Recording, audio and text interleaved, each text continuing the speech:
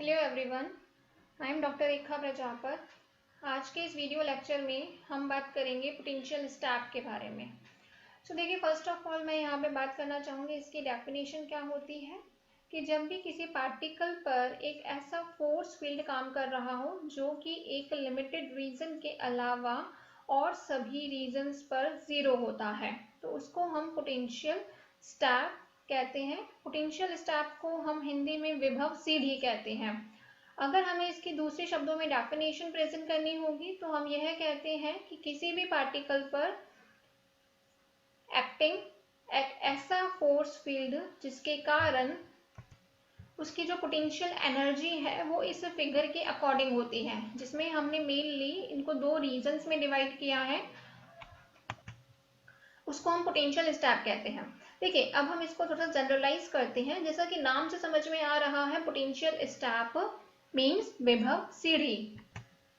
तो देखिए, विभव सीढ़ी का मतलब क्या होता है, आप यहाँ पे देख सकते हैं कि इसके जहां मैं पॉइंटर से पॉइंट आउट कर रही हूँ, जिस हाईलाइटेड एरिया को वो एक कैसी शेप हमें मिल रही है, यहाँ पे उसकी एक स्टैप की शेप, स्टैप जैसी शेप मिल रही है जो कि एक सीढ़ी की शेप होती है। तो इस प्रकार के हम रीजन के लिए क्या कह रहे हैं कि इस रीजन में कोई पार्टिकल है जिसका मास m है, तो वो एक ऐसे फोर्स फील्ड या पोटेंशियल एरिया में मोशन कर रहा है जिसके एक पर्टिकुलर रीजन के अलावा सभी रीजन्स में उसकी v की वैल्यू 0 होती है। तो देखिए, यहाँ पे हमने इसको दो रीजन्स में डिवाइड किया है। यहाँ this is the origin and this is the x direction. हम यहाँ वन डायमेंशन केस की बात कर रहे हैं कि जब x की वैल्यू 0 से ज्यादा है तो उस केस में जो पोटेंशियल है उसकी वैल्यू v0 के इक्वल है, और जब x की वैल्यू 0 से कम है तो उस केस में पोटेंशियल यानी कि vx की वैल्यू 0 के इक्वल है। तो हमारे पास में यहाँ पे दो रीजन्स अवेलेबल हो गए, और हम क्या कह रहे हैं कि इस रीजन के अलावा यानी कि x इज ग्रेटर देन 0 के अलावा सभी रीजन में पार्टिकल के लिए जो पोटेंशियल क्या है, दैट इज vx की वैल्यू 0 के इक्वल है। तो उस टाइप के हम इस पोटेंशियल को हम पोटेंशियल स्टैप कहते हैं। अब जब हमें यहाँ पे इस पोटेंशियल स्टैप को हमने यहाँ पे इसको डिनोट किया है तो हमने इसको दो रीजन्स में डिवाइड किया है। फर्स्ट रीजन में हमने यह कहा है vx is equal to the 0 when x is less than 0, और रीजन 2 में हमने डिफाइन किया है when x is greater than 0, उस केस में vx is equal to the v0, that is known as the potential step. अब हम यहाँ पे इस केस में हम दो केसेस को कंसीडर करेंगे कि जो पार्टिकल जिसका मास m है वो इस रीजन में मोशन करता है, तो उसके लिए दो केसेस हो सकते हैं कि पार्टिकल की जो एनर्जी है, जो ये पोटेंशियल स्टैप है जिसकी हाइट अगर हम पोटेंशियल के टर्म में देख रहे हैं तो v0 के इक्वल है। जो पार्टिकल है उसकी एनर्जी या तो v0 से कम हो सकती है या फिर v0 से ज्यादा हो सकती है। अब क्योंकि हम यहाँ क्वांटम मैकेनिकली ट्रीटमेंट कर रहे हैं तो उस केस में हम जानते हैं कि अगर पार्टिकल मोशन करेगा तो उस मूविंग पार्टिकल से एसोसिएटेड वेव के लिए हम यहाँ वेव फंक्शन फाइंड आउट करना चाहते हैं। साथ ही हम यहाँ पे उसके लिए ट्रांसमिशन की प्रोबेबिलिटी की हम डिस्कस करना चाहते हैं। हम यहाँ पे वन बाय वन दोनों केसेस को स्टडी करेंगे जिसमें हम E is less then v0 और E is greater then v0 के लिए हम बात करेंगे। हमारा मेन टारगेट इन दोनों केसेस के लिए साई को फाइंड आउट करना होगा, और हमें यह देखना है कि जब पार्टिकल की एनर्जी v0 से कम होती है तब क्या पार्टिकल इस सेकेंड रीजन में ट्रांसमिट हो सकता है, और जब पार्टिकल की एनर्जी इस v0 से ज्यादा होती है, it means E is greater then v0 होता है, उस केस में क्या पार्टिकल पूरी तरीके से सेकेंड रीजन में ट्रांसमिट हो जाता है या उसके रिफ्लेक्ट होने के यानी कि उसके वापस से रिफ्लेक्ट होके फर्स्ट रीजन में आने के कुछ चांसेस होते हैं क्या, इनके बारे में हम आगे यहाँ इस टॉपिक में डिस्कस करेंगे। अब हम ये कह रहे हैं कि जो पोटेंशियल है that does not depend upon time, तो उस केस में साई एक्स टी को हम इस फॉर्मेट में रिप्रेजेंट करेंगे। Psi X T will be equal to the psi X into E raise to the power minus iota E T upon H cross. अब देखिए, हमें यहाँ पे क्या करना है, टाइम इंडिपेंडेंट श्रोडिंगर इक्वेशन को सॉल्व करना है to find an expression for psi X. Time independent Schrödinger's wave equation says that d2 psi over dx square plus 2m upon h cross square e minus vx into the psi x is equals to the 0। हम यहाँ पे क्योंकि one dimensional case की बात कर रहे हैं और यह अज्यूम कर रहे हैं कि पार्टिकल x डायरेक्शन में मोशन कर रहा है। अब हम यहाँ पे इस टाइम इंडिपेंडेंट श्रोडिंगर इक्वेशन को दो केसेस के लिए सॉल्व करेंगे and those two cases are when E is less than V naught and E is greater than V naught। So first of all I am talking about the case for which E is less than V naught। So इस case में हम यह assume कर रहे हैं कि जो particle जो यहाँ से फर्स्ट रीजन से आ रहा है उसकी जो एनर्जी है वो V naught के कंपैरिजन में कम है। ठीक है, this is the first case which I am discussing right now. So अब देखिए इसके लिए हमने ये केस तो कंसीडर कर लिया कि E is less than V not है, बट हमारे पास में अब क्योंकि दो रीजंस है, रीजन फर्स्ट है और रीजन 2 है, तो हम इन दोनों रीजंस के लिए क्योंकि Vx की वैल्यू इस रीजन के लिए 0 है और सेकंड रीजन के लिए V नॉट के इक्वल है। सो इस केस में हम इन दोनों रीजंस के लिए श्रोडिंगर इक्वेशन को सॉल्व करेंगे। सो उसके लिए हमें यहाँ पहले दोनों रीजंस के लिए श्रोडिंगर इक्वेशन को लिखना होगा। So when we are talking about the region first in which x is less than 0, Schrodinger equation will take the form as d to psi 1। अब यहाँ पे मैंने psi के नीचे सबस्क्रिप्ट में फर्स्ट लिखा है रोमन नंबर में। It is representing the wave function of the particle moving in the region 1। So d to psi 1 over dx square plus 2m upon h cross square e psi 1 x will be equal to the 0। And for the second reason for which x is greater than 0, d to psi 2 over dx square plus 2m upon h cross square e minus p naught psi 2x will be equal to the 0। Here I have already told you that psi 1 and psi 2 are the wave function in the region first and region second। But now we are assuming that the energy of the particle is constant। So in this case हम जानते हैं कि particle का mass constant है h cross, Planck's constant की value भी constant होती है। सो हम यहाँ इस कांस्टेंट क्वांटिटी को एक नए कांस्टेंट पैरामीटर से रिड्यूस कर रहे हैं and that is the k square. So k square is equal to the 2me upon h cross square. Simplifying that, we will get that k is equal to the under root of the 2me upon h cross square। But when we are talking for the reason second that lies for x is greater than 0, we can see here that we are getting an expression of the 2m upon h cross square e minus v naught। So second reason, when we are talking about the second reason, in that case we have considered that alpha square is equals to the 2m upon h cross square v naught minus e। Now you can see here as we are considering the case of the E is less than V naught। It means हम ये assume कर रहे हैं कि जो particle first reason में आ रहा है उसकी एनर्जी की वैल्यू V नॉट से कम है। अब देखिए जब हम इस एक्सप्रेशन में ये कहते हैं कि E की वैल्यू कम है और V नॉट की वैल्यू ज्यादा है, तो उस केस में यह हमारी एक कॉम्प्लेक्स क्वांटिटी हो जाएगी। सो इसीलिए हमने यहाँ पे पहले अल्फा स्क्वायर को कंसीडर किया है, क्योंकि हमारे V नॉट की वैल्यू ज्यादा है तो हम इसको इस फॉर्मेट में लिख सकते हैं that under root of the 2m upon h cross square V not minus E as E is less than V not.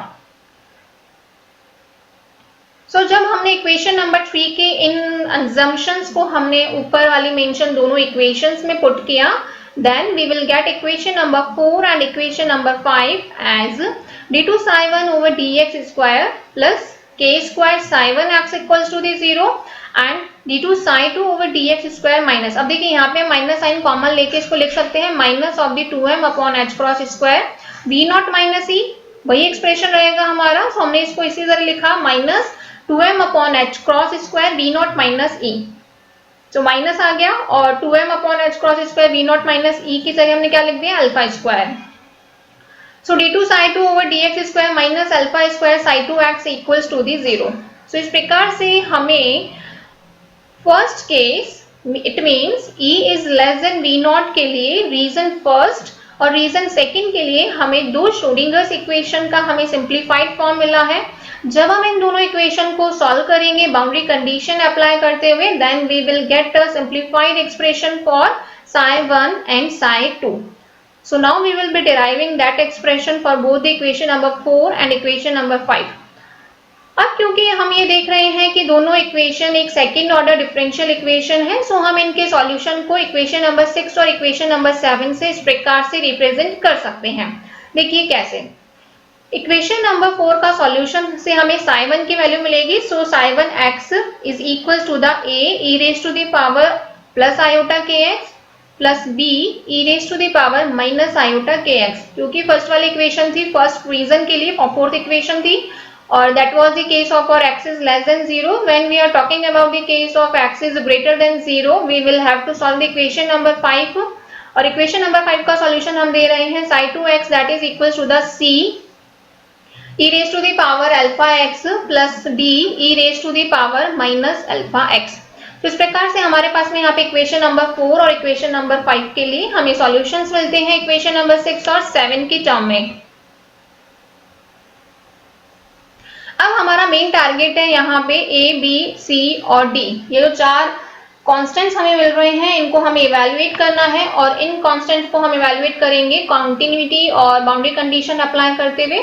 Previous lecture में हमने डिस्कस किया था कि जो साई है वेव फंक्शन है ये सम बाउंड्री कंडीशंस को फॉलो करता है। इट मींस साई और del psi over del X की वैल्यू फाइनाइट होनी चाहिए, साथ ही कंटिन्यूअस होना चाहिए for every value of X. So हम यहाँ पे इन दोनों कंडीशंस को यूज में लेते हुए इन 4 पैरामीटर्स की वैल्यू को इवैल्यूएट करेंगे। सो फर्स्ट ऑफ ऑल हम ये कह रहे हैं कि जो पार्टिकल है उसकी एनर्जी E V0 से कम है।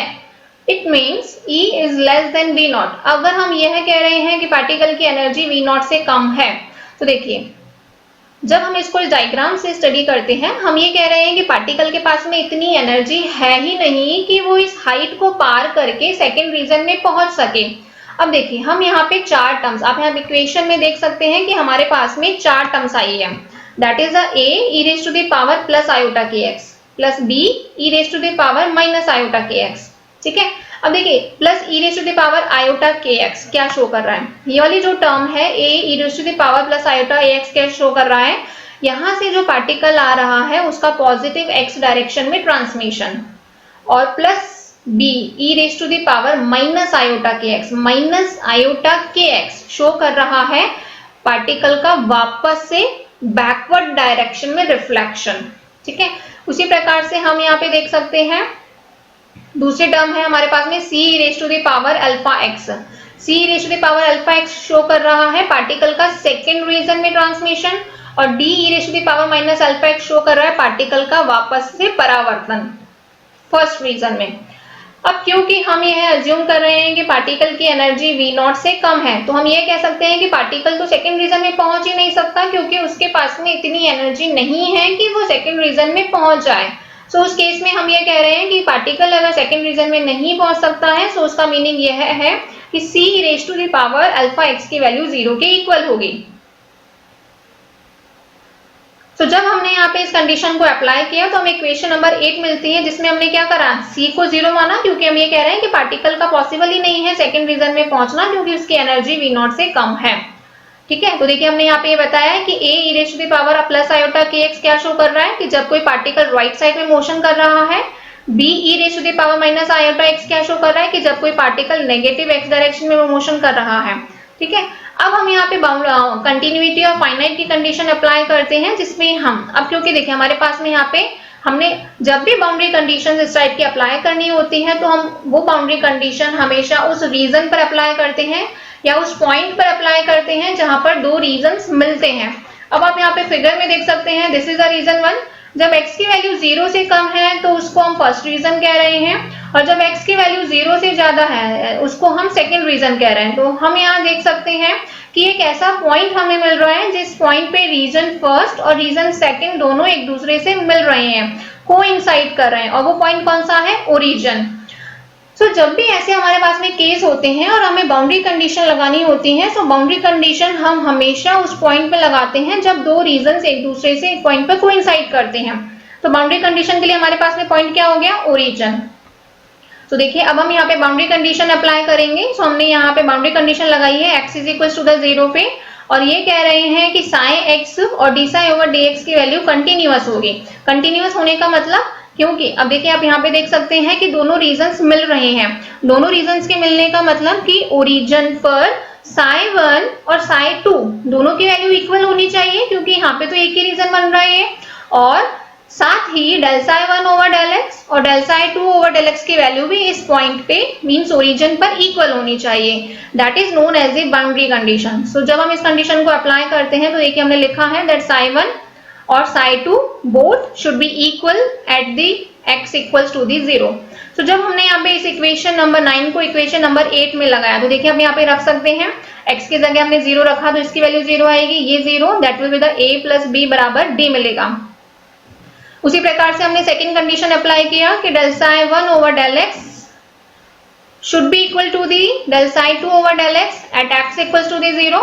जब हमने इस कंडीशन में इनकी वैल्यू पुट करी तो हमें एक इक्वेशन मिलती है iota k a minus iota k b that is equals to the minus alpha D.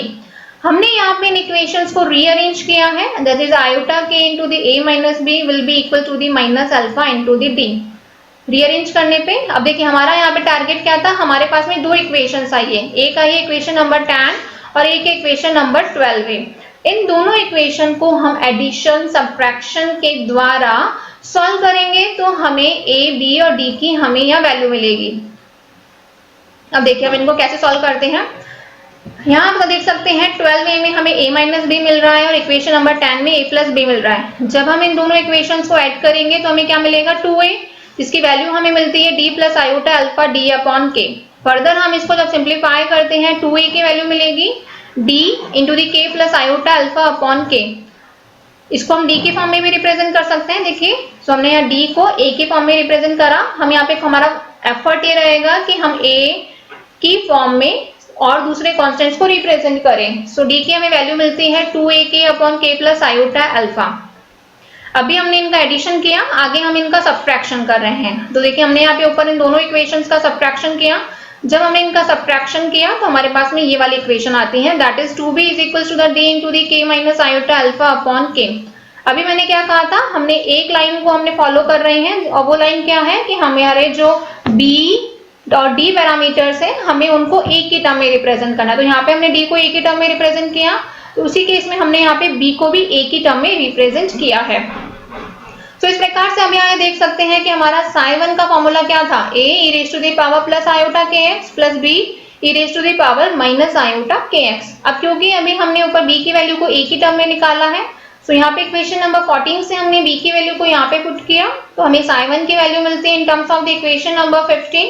Further proceeding towards the psi2 that is representing the wave function which is associated for the moving particle in the second region psi 2x that is given by the d into the e raised to the power minus alpha x which is equal to the a into the 2k upon k plus iota alpha into e raised to the power minus alpha x.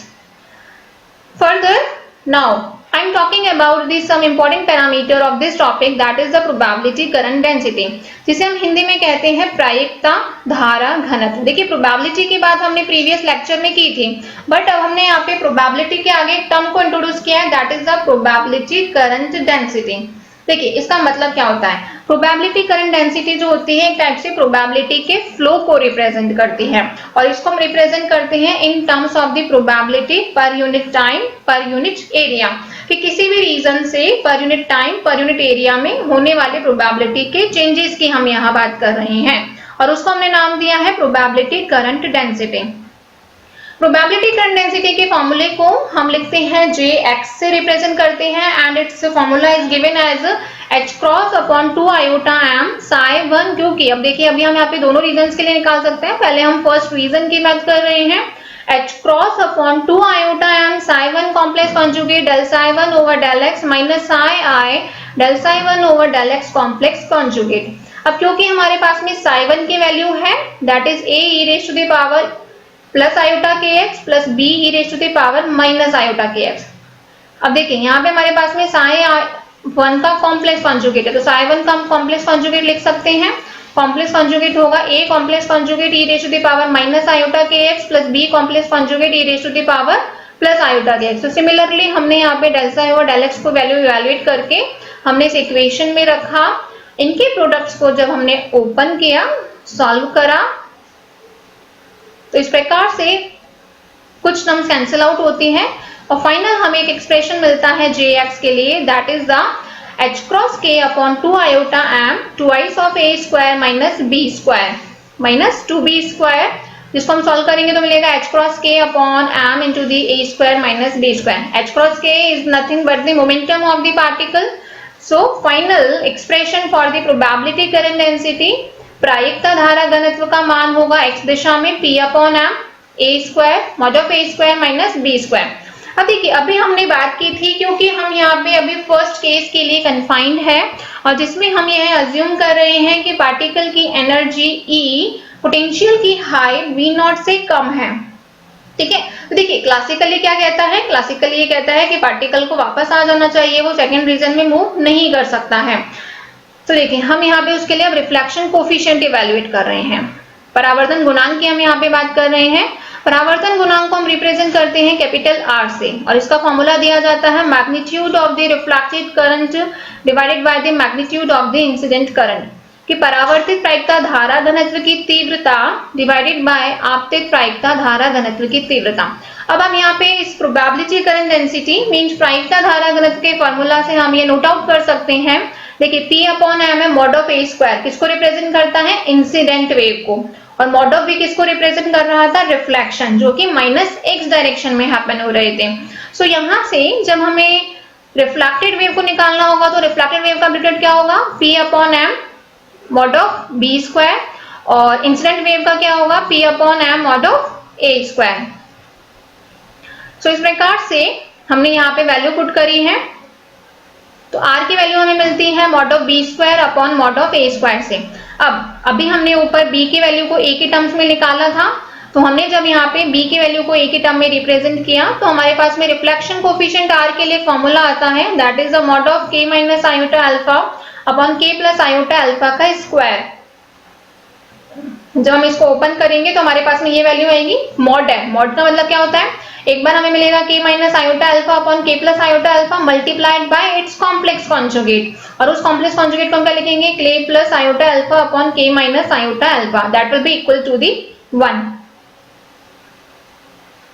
इसी प्रकार से ये तो अभी हमने first region के लिए निकाला, इसी प्रकार से जब हम सेकंड रीजन की बात करते हैं तो उस केस में psi2 की वैल्यू निकलेगी d e raised to minus alpha x और उसकी प्रोबेबिलिटी की वैल्यू आएगी।